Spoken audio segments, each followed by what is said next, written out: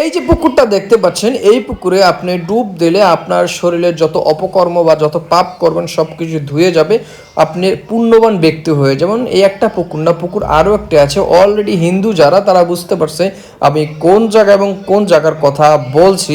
আমি এবং আমার সাথে আমার বাবা আসছে।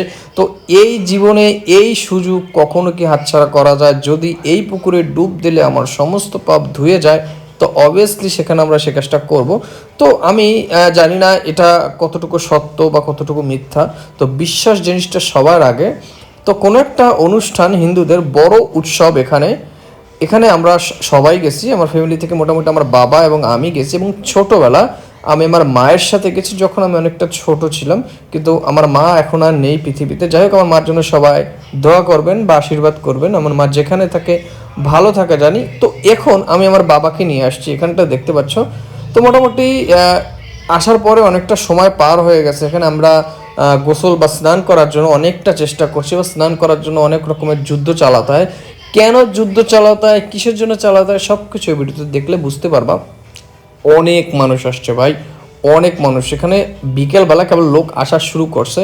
তো যেমনটা আমি আসছি, আমার বাবা আমার সাথে আছে, দেখতে পাচ্ছ। আমরা এই যে পুকুরটা, এই পুকুরে স্নান করব, কিন্তু এখানের পানি এত পরিমাণ কি বলে ময়লা বা কাদা কাদা হয়ে গেছে, মানে সবাই তো সুযোগটা হাতছাড়া করছে। এবং জায়গাটা বিশাল এরিয়া নিয়ে, এবং এটা কোন জায়গা আমি অবশ্যই বলবো। ওয়েট, দেখতে পাচ্ছ আমার বাবা, এখানে সবাই কিন্তু গোসল করতে মানে স্নান করতে নামছে।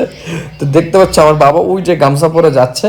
কিন্তু একটা মজার বিষয় শুনো, সবাই নেমে ডুব দিয়ে চলে আসে, আমার বাবা তখন নেমে গার্ডল দিছে, মানে সে রিফ্রেশমেন্ট এখানে স্নান করছে। যাই হোক, তো তার যখন স্নান করছিল তখন আমি আশপাশটা দেখছিলাম, মানে এত পরিমাণ লোক। মানে আমরা যখন গেছি তখন মোটামুটি লোক আসা শুরু করছে।